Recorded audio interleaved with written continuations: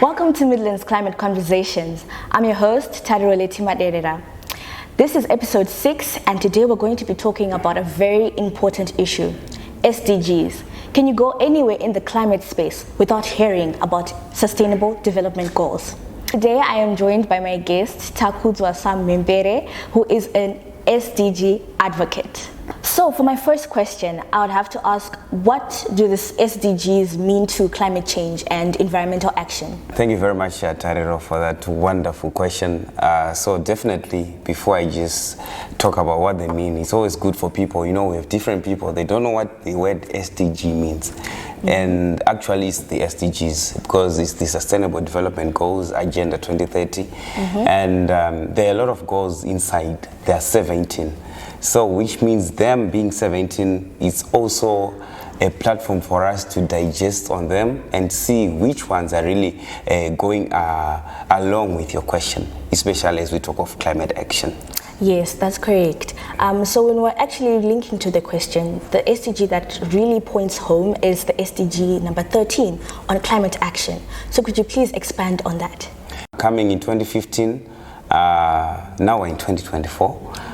Which means a lot of things have happened, but I think climate action and the relationship, or rather the nexus with the SDGs has been quite positive, because we can see that as we focus on the SDGs, number 1 talks of no poverty, number 2 talks of zero hunger, number 3 talks of good health and well-being, and you know, number 4 is we talk about quality education, number 5 gender equality. You know, all those goals come hand in hand, so you cannot remove the other one, because remember, also have number 14 that talks of life below water. Yes. So at the end, these goals have a huge role to play in terms of climate. They're all interconnected. They are very much interconnected. Okay. And now as we focus on the importance to the environment, already by setting up one goal that is going to be mainly or solely focused on the environment, it means that the United Nations Development Program and also the United Nations itself saw it possible that we are facing a lot of climate issues. We are looking at degradation, we are looking at pollution, we are looking at issues to do with harmful practices that are going on, and you know, the issues of combustion, the gases that we have in the world. So what they did is to try, you know, we cannot eradicate, but at least we can minimize. Yes. So actually moving on to my next question, it actually connects to what you were talking about.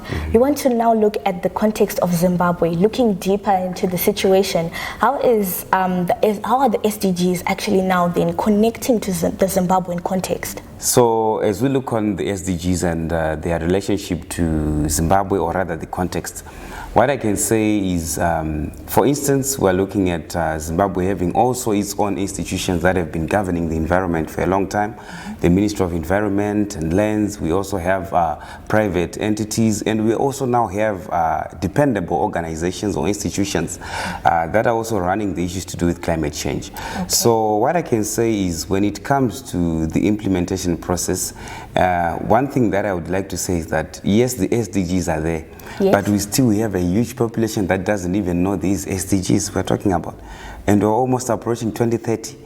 So which means it's going to be a very big problem in terms of how we are going to implement, but rather we have the illiterate people that are trying to focus on them. That's quite right, actually. Yes. And you know, Tari, we can also see that recently, as we speak, there are a lot of things that are happening beyond or in the background.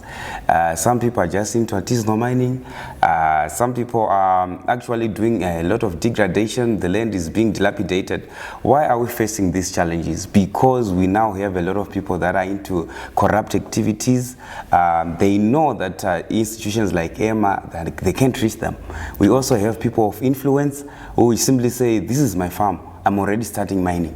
No one can do anything to me because this property belongs to me. Okay. So we're saying it is going to be a long process for the government to finally come in place with minimizing issues of degradation, issues to do with erosion. As you can see, I've been someone who has worked in rural areas most of the time. Okay. I go to rural areas. I once also been a teacher Wow, that's yes. actually very interesting. Yes, for 2 years I was a teacher in Gokwe North, Nyamurok Batana High School.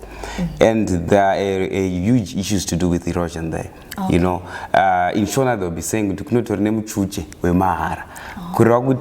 these people come, they take that sand, they use it for marketing purposes. So people will be saying, you can't tell us about the environment, yet the environment is what is sustaining us. Yes, there's something that has always been happening in which how can we live sustainably, but also we're living in a situation where we're having economic hardships. Well, then people find it hard to then conserve the environment when they're noticing that they do not have the income, and yet there is an income right there. If there's a tree right there, can I not cut it because akuna zesa, you know? Exactly. And yeah, I really get that. Yes, so in that situation or that circumstance, it's going to be a big problem. For instance, we are talking about having no poverty and zero hunger. That's SDG 1 and 2. Yes, we don't want to have that, but people want land. They want to practice farming so that at least they can sustain their families. But you are also saying such land doesn't belong to people. Maybe it belongs to the Forest Commission. It shouldn't be touched. So it creates a lot of problems for people, because people, as long as something gives them survival, they're definitely going to get into it. So we have policies that have been made, you know, the government also with these institutions. But what I can say is that there are still blueprints. They're not yet effective, because considering 2015 now is 2024. Yeah. Let's be honest with each other. Are we releasing the SDGs being implemented, or we are partly trying? That's what I can say. My third question would be, have the SDGs been implemented in the national agenda, in the national development agenda? So that's a powerful question, Tari. Noticing that Zimbabwe is a signatory of the United Nations, it also falls under those sustainable development goals. That's why in Zimbabwe it's more called the Agenda 2030. It's more popular as Agenda 2030. And we have heard it for a long time. Even the president himself talked about Agenda 2030. Yes. So Zimbabwe recently has adopted the NDS 1, National Development Strategy 1. In that blueprint, there are a lot of issues that have to do with environment and climate. It also has a lot of issues to do with education and health. So we can say in terms of their approach to policy, they've done a wonderful and splendid job as a nation. Now what we really want is to prioritize the practical aspect of the SDGs. Okay. Because right now we can go to a certain institution, even a bigger institution where we have amazing students, but you can simply go and say, do you know what the SDGs means? You laugh hearing the answers they will give you. So which means in terms of awareness, we still yet we are only 6 years to reach the goals. Yes. So that becomes a major problem. And then in terms of implementation in the sectors that we're talking about, remember we're talking about issues to do with urban, peri-urban, and the rural communities, and the recent resettlements that we have in Zimbabwe. How honestly can we say that we are doing the best we can? We are trying. I think in terms of percentage, as a nation, when we talk of SDG number 4 that talks of quality education, I think Zimbabwe has a good literacy rate. But what we want now is to have quality and conducive environments for learners. Okay. For instance, we have rural areas where some people are still learning under the trees, you know, but they are being called schools. So we need to step up a bit and try to make sure that we reach the goals the same way other nations are doing. Yes, you're very right. You know, when you're looking also at rural areas, you have some areas that have been affected by cyclones. You have been having all these major rainstorms and droughts and fires as well, you know. So we have to actually find a way to then adapt to these issues, because this stuff is not going away. It's going to be here for the next, I don't know how many years, until we finally stop burning fossil fuels, I guess. But you know, it's happening and it's real, and students and children are being affected. You know, they're not going to school, they're not able to feed themselves, they can't eat, you know, even water issues. And this is something that is affecting not only rural areas. You have even in cities and towns where we're saying this is the developed areas, you're having situations where there's no water as well, you know. So yeah, and also adding up to that wonderful point, Tari, on SDG number 6 that talks of clean water and sanitation. Yes, it becomes a problem, and you really talked it well when it comes to the urban areas. We don't even have water for for maybe in 1 week we receive water once or none, and we are trying to reach Agenda 2030 in 6 years' time. Honestly, we are still behind, and we will never catch other developed nations. As much as these SDGs are trying to be an equilibrium kind of thing to the nations, we still have a long way to do, because remember, this is the third largest city in Zimbabwe, Kweru. Yes. But we don't have water in the suburbs for a week or so. So then how are we going to explain that we are moving along the Agenda 2030 narrative? Okay, so you've actually given me an idea. Now let's bring it down further to the ordinary person, the ordinary citizen living in Kweru. How have the SDGs been affecting them personally? How have they affected their development over time? So one thing that I love about the word development is that development focuses on the livelihoods, and then the growth focuses on the national output. So the reason why United Nations label them as the Sustainable Development Goals is its agenda to make sure that they reach the livelihoods. And when we're talking about livelihoods, we're talking from an individual perspective, family, community, reaching out the borders.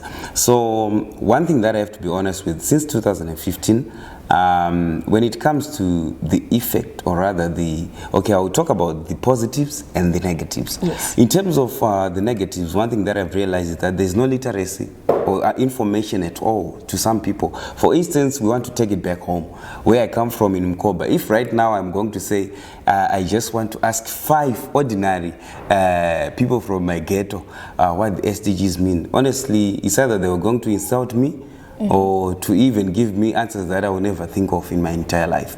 Why? Because information has never been to them. But at times it's not about us, it's also about their ignorance to research and ignorance to learn. And then the other negative thing is that there are a lot of activities that still happen in where we come from. For instance, we have people making sure that they pollute the areas, the environment is polluted. Marara ninga chingonoraswa pese pese.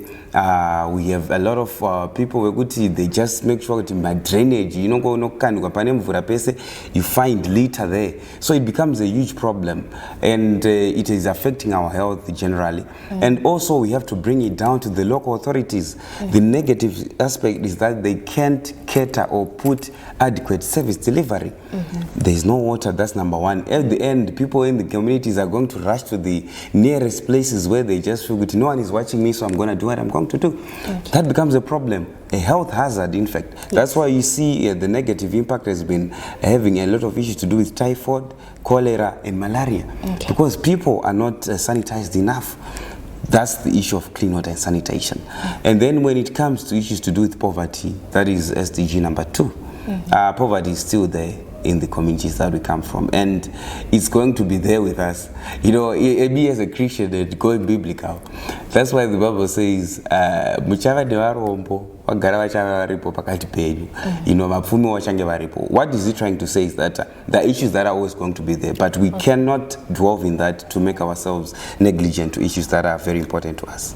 So the positive side that I can say is that we have people who naturally, before even the goals themselves, remember we're talking of something that is from 2015.